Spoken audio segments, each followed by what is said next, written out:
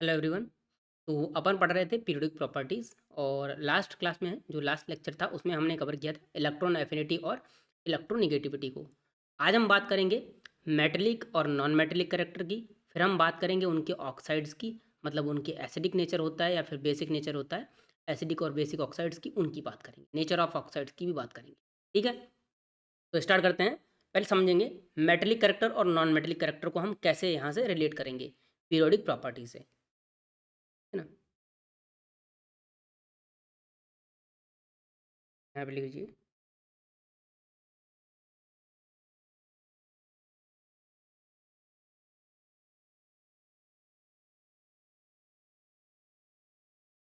Metallic character.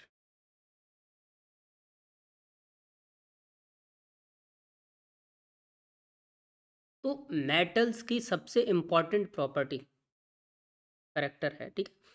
Metals की जो tendency होती है वो क्या होती है, इलेक्ट्रॉन्स को लूज करने की।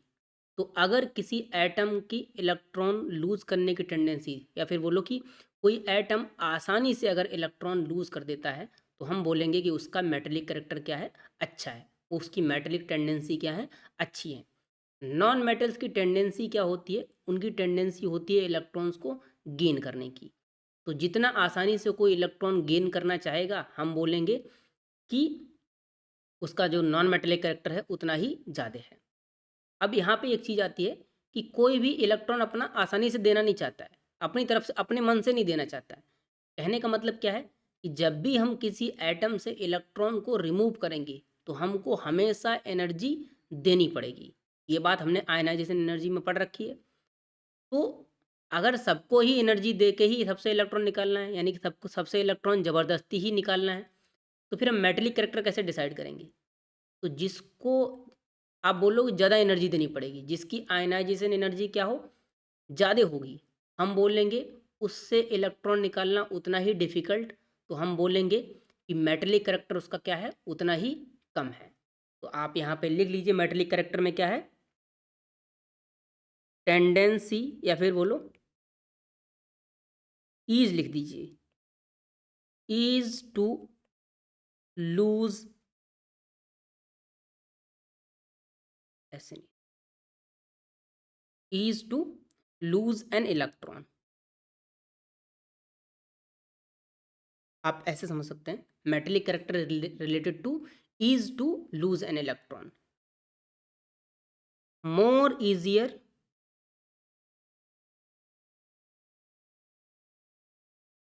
इज दी, या फिर is to remove an electron,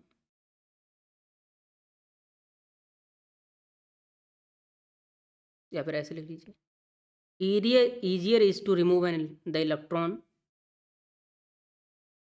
easier is the, या फिर is to remove an electron from an atom, more will be its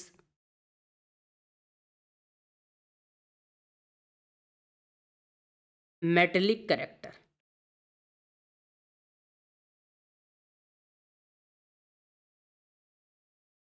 तो आप बोल सकते हो कि मेटेलिक कैरेक्टर जो है वो inversely proportional to ionization energy है। इसको लिख लीजिए, metallic character is inversely proportional, इसको हम क्या बोलते हैं, inversely proportional to ionization energy.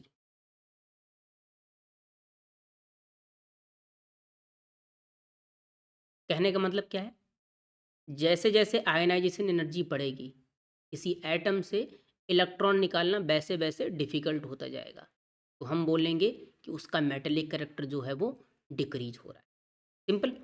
अब आप ऐसे भी सोच सकते हैं कि जो आयनाइजेशन एनर्जी है उसका ट्रेंड क्या हो जाएगा, मेटेलिक कैरेक्टर के जस्ट अपोजिट हो जाएगा। लेफ़्ट टू राइट जाने पर आयनाइजेशन एनर्जी घटती थी, तो मेटेलिक कैरेक्टर, वो आयनाइजेशन एनर्जी बढ़ती थी, तो मेटेलिक कैरेक्टर क्या हो जाएगा, कम हो जाएगा। ठीक है ना। अगर आपको पीरियोडिक टेबल याद है तो आप देखिए सोडियम पोटेशियम और जो कैल्शियम मैग्नीशियम वगैरह किधर है, ये सारे के सारे लेफ्ट मोस्ट साइड में हैं। सारे मेटल किधर हैं, एक मिनट मैं आपको दिखाई देता हूँ, पीरियोडिक टेबल दिखा देता हूँ। ये है अपनी पीरियोडिक टेबल। तो देखिए यहाँ पर जितने मेटल्स हैं, सारे के सारे मेटल्स क्या हैं, यहाँ पे इन्होंने ये जो येलोइश ग्रीन कलर है इससे दिखाया है। तो ये सारे के सारे मेटल क्या हैं, देखो सब लेफ्ट हैंड साइड में है। ये जो पिंक कलर दिखाया गया ये है मेटलॉइड्स, और जो येलो कलर से हैं वो क्या है, नॉन मेटल हैं। तो लेफ्ट हैंड साइड में सारे मेटल्स हैं और राइट हैंड साइड में सारे से नॉन मेटल हैं। बीच में एक यहाँ पे जो जिगजैग है, स्ट्रिप ऐसी है, ये मेटलॉइड्स की है। तो आप समझ भी सकते हैं कि लेफ़्ट टू राइट जाने पे मेटेलिक कैरेक्टर क्या हो रहा है, घट रहा है, क्योंकि हम जैसे जैसे लेफ़्ट टू राइट जा रहे हैं हमको मेटल्स की टेंडेंसी कम हो रही है और नॉन मेटल मिलने की टेंडेंसी ज़्यादा हो रही है। टॉप टू बॉटम आएंगे तो यहाँ पे किसी भी एक ग्रुप में फोकस कर लीजिए। इस ग्रुप में अगर हम फोकस करें, यहाँ से देखिएगा, नाइट्रोजन फॉस्फोरस क्या है, नॉन मेटल है। आर्सेनिक मेटलॉइड है। एंटीमनी बिस्मथ और जो भी यूयूपी है, ये जो एटॉमिक नंबर 115 है, ये क्या है, मेटल्स हैं। तो सबसे ऊपर क्या है, नॉन मेटल, मेटलॉइड, फिर मेटल। तो ऊपर से नीचे आने पे क्या हो रहा है, जो मेटलिक करेक्टर हैं वो कम हो जा रहे हैं, या फिर बोलो नहीं, मेटलिक करेक्टर बढ़ जा रहे हैं। और सिंपल सी बात भी है, नाइट्रोजन के कंपेरिजन में बिस्मथ से इलेक्ट्रॉन रिमूव करना क्या होगा, आसान काम होगा। रीजन क्या है, इसकी आयनाइजेशन एनर्जी बहुत कम हो गई है। तो मेटलिक करेक्टर क्या हो जाएगा, आप बोल सकते हो ऊपर से नीचे आने पे घटता है। सिमिलरली अगर नॉन मेटेलिक करेक्टर की बात करना है तो जस्ट रिवर्स कर दो, ठीक है ना। तो हम बात कर लेते हैं, ठीक है, हम बात करते हैं ट्रेंड्स की।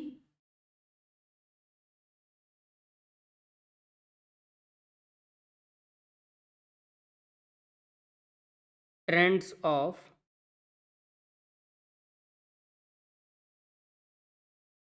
Metallic character.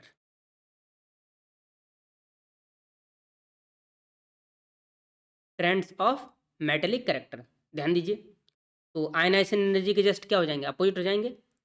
तो इन a period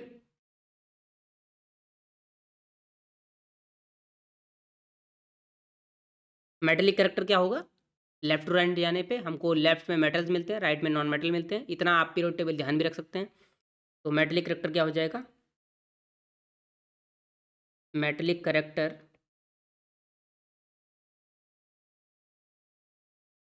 decrease from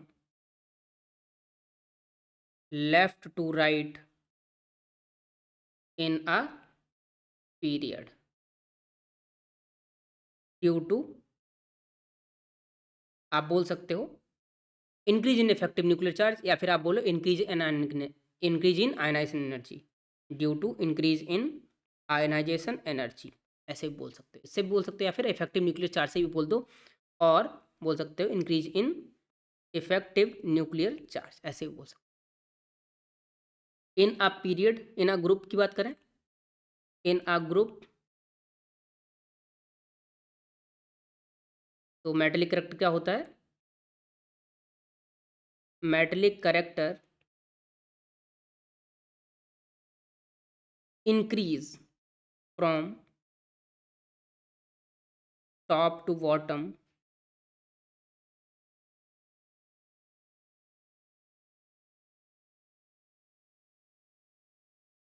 in a group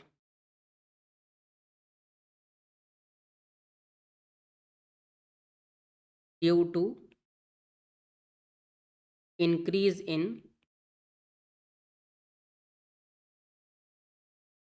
atomic size. Atomic size बढ़ेगा, हम इलेक्ट्रॉन निकालने कहाँ से, बाहर वाली सेल से निकालते हैं, उसकी न्यूक्लियस से डिस्टेंस बढ़ जाएगी। न्यूक्लियस से डिस्टेंस बढ़ जाएगी मतलब उन इलेक्ट्रॉन्स पर न्यूक्लियस की जो पकड़ है वो कम हो जाएगी, उन इलेक्ट्रॉन्स को निकालना आसान काम हो जाएगा, मतलब मेटेलिक करेक्टर बढ़ जाएगा, ठीक है। तो सिंपली ये ट्रेंड हो गए। नॉन मेटेलिक करेक्टर की बात करें, आप डायरेक्टली लिख लीजिए, trends of non metallic character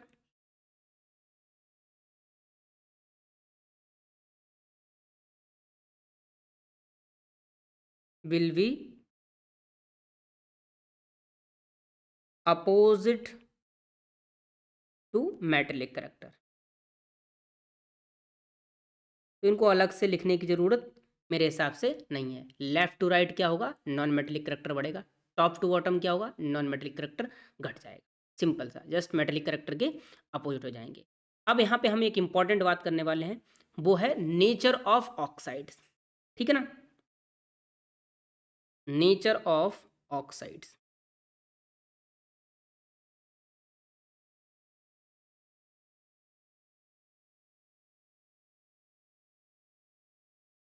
ठीक है ना, nature of oxides.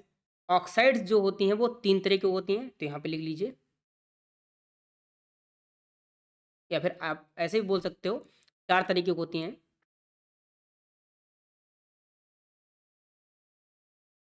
There are four types of oxides. कौन कौन सी, एसिडिक ऑक्साइड्स, बेसिक ऑक्साइड्स,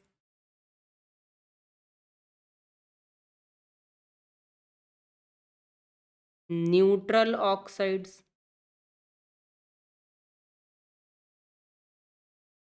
और एक होता है इंपॉर्टेंट, इसको लिख लीजिए, amphoteric oxides. Amphoteric oxides. Amphoteric oxide को हमने इसलिए लिखा है ताकि इसमें दो एग्जांपल देंगे, उनको भी आप याद कर लेंगे तो आपका काम चल जाएगा। ठीक है ना, जब मैं बोलूँ काम चल जाएगा, इसका मतलब है 10th क्लास में उससे ज़्यादा नहीं चाहिए। ओके, बोले काम चला रहे हैं बस सिर्फ। चलिए, तो एसिडिक ऑक्साइड्स क्या है, जो एसिडिक वाटर में डिजॉल्व करने में एसिडिक सोल्यूशन दें। बेसिक ऑक्साइड जो बेसिक सोल्यूशन दें। न्यूट्रल कोई सोल्यूशन नहीं। एम्फोटेरिक मतलब कि एक तरीके से आप ऐसे बोल सकते हो कि वो एसिड और बेस दोनों से रिएक्ट कर जाती हैं। एसिडिक ऑक्साइड मतलब बेस से रिएक्ट करेंगी, बेसिक ऑक्साइड एसिड से रिएक्ट करेंगी, एम्फोटेरिक ऑक्साइड दोनों से रिएक्ट कर जाएंगी। ठीक है ना, तो दो अलग अलग बातें हो गई। डन, इनको दोनों को याद रखिएगा। तो जनरली क्या होता है, यहाँ पे लिखिए, यहाँ पे आप वर्ड जनरली बोलेंगे। Generally oxides of metals, oxides of metal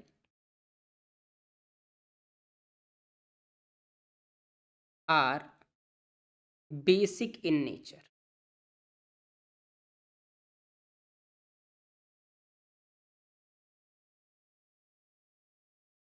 basic in nature, basic nature का मतलब क्या है, वो किससे रिएक्ट कर जाएंगी, एसिड से रिएक्ट कर जाएंगी।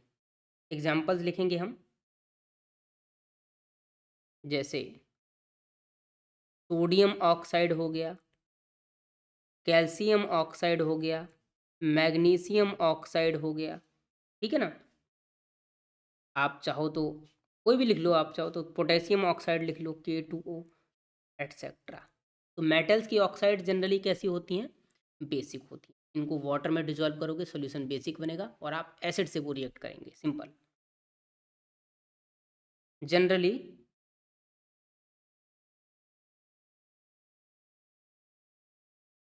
Oxides of non metals are acidic in nature.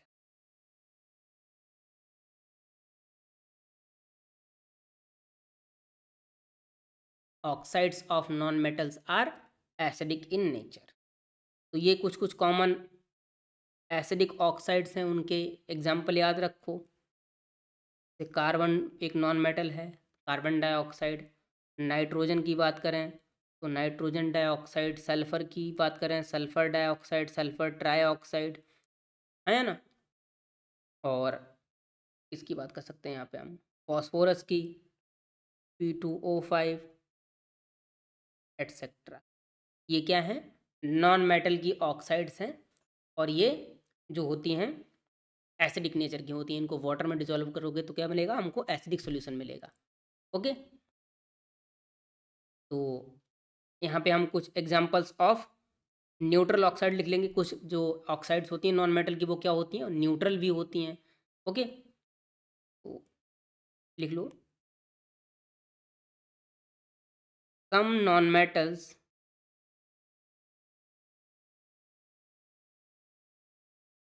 Form neutral oxide, है ना? या फिर सम नॉन मेटल मत बोलिए, एग्जाम्पल्स ही लिख लीजिए, क्योंकि कार्बन की जो ऑक्साइड है वो एसिडिक भी है, कार्बन डाइऑक्साइड, और इसकी न्यूट्रल क्या होती है? Carbon monoxide. आप चाहो तो एग्जाम्पल्स लिख दो, एग्जाम्पल्स ऑफ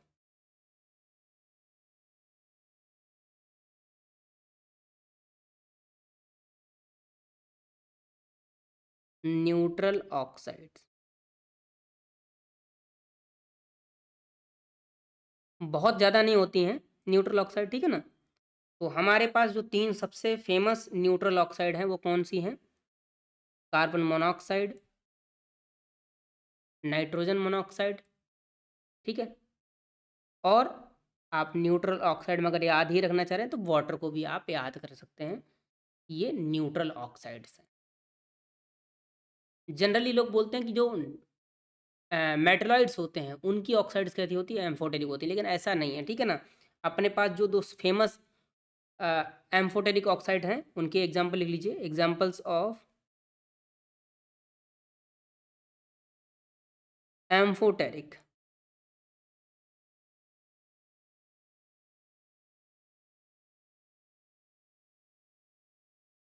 ऑक्साइड्स। क्या एग्जाम्पल है इनके? एम्फोटेरिक में सबसे इम्पॉर्टेंट Al2O3। एल्यूमिनियम जो है वो एक अच्छा मेटल है, लेकिन उसकी ऑक्साइड क्या है? एम्फोटेरिक है, Al2O3।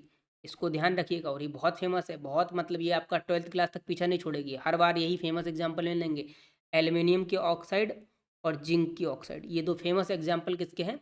एम्फोटेरिक ऑक्साइड की। ये एसिड से भी रिएक्ट कर जाएंगी और ये बेस से भी रिएक्ट कर जाएंगे। जैसे अगर हम कार्बन डाइऑक्साइड की बात करें तो एसिडिक ये ऑक्साइड है, तो ये एसिड से रिएक्ट नहीं करेगी, ऑलरेडी एसिडिक है, ठीक है ना? ये किससे रिएक्ट करेगी? बेस से रिएक्ट करेगी। तो आपने तभी पढ़ा होगा कि कार्बन डाइऑक्साइड जो है वो कैल्शियम हाइड्रोक्साइड सोल्यूशन क्या कर लेता है? उसको एब्जॉर्ब कर लेता है। सोडियम हाइड्रोक्साइड क्या कर लेता है? उसको एब्जॉर्ब कर लेता है। रीजन क्या है? Sodium hydroxide is a base, तो कैल्शियम जो कार्बन डाइऑक्साइड वो क्या होती है? एसिडिक ऑक्साइड होती है, तो वो आपस में एसिड बेस रिएक्शन कर लेती हैं, है ना? एल्यूमिनियम ऑक्साइड क्या है? ये एसिड और बेस दोनों से रिएक्ट कर जाती है। ये आप आगे के चैप्टर में पढ़ेंगे, 10th क्लास में ही पढ़ेंगे, ठीक है ना? बट अभी नहीं, आगे पढ़ेंगे। तो ये तो बात हो गई हमारी एसिडिक और बेसिक ऑक्साइड की। अब आपको अगर पता चल गया है कि कई एसिडिक और बेसिक नेचर कैसे होंगे, तो अगर मेटेलिक करेक्टर बढ़ रहा है तो एसिडिक नेचर ऑफ ऑक्साइड क्या होगा? घटेगा। बेसिक नेचर ऑफ ऑक्साइड क्या होगा? बढ़ेगा। तो आप लिख लीजिए,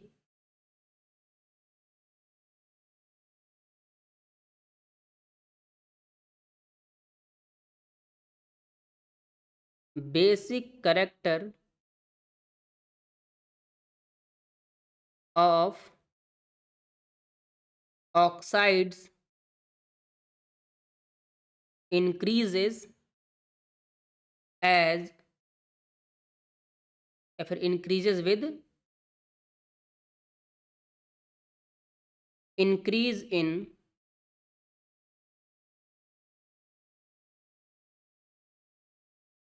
मेटेलिक करेक्टर। सिमिलरली जो एसिडिक नेचर है वो किस पे डिपेंड करेगा? नॉन मेटेलिक करेक्टर पे। यहाँ पे लिख लीजिए next, acidic character of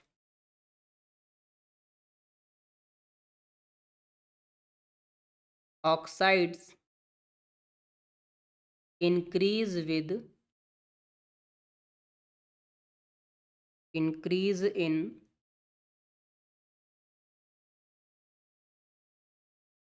non metallic characters।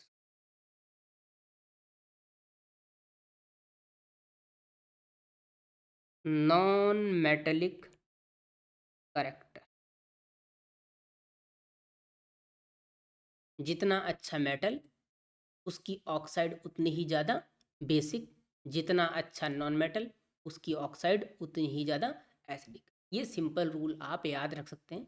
ध्यान रखिए, 10th क्लास के लेवल पे हम जितनी भी चीज़ें पढ़ रही हैं सबको जनरलाइज पढ़ रहे हैं। 11th क्लास में पहुँचते ही पहुँचते हमें इनके स्पेसिफिक केसेस के बारे में बात करनी पड़ेगी, एक्सेप्शंस के बारे में बात करनी पड़ेगी। तो ध्यान रखिएगा, सारी चीज़ें यहाँ पे जनरलाइज्ड हैं। हमने कोशिश ज़रूर की है कि कुछ चीज़ें जो कि 11th क्लास में आपको मिलेंगी अभी से आपके थोड़े सामने आ जाए, इंट्रोडक्शन हो जाए थोड़ा सा, तब कि 11th क्लास में ऐसा ना लगे सारा कुछ नया नया है। ओके, तो अभी के लिए होपफुली इतना ही पीरियोडिक प्रॉपर्टीज़ में। आगे हम स्टार्ट करेंगे केमिकल बॉन्डिंग। ठीक है, चलिए आज के लिए इतना ही।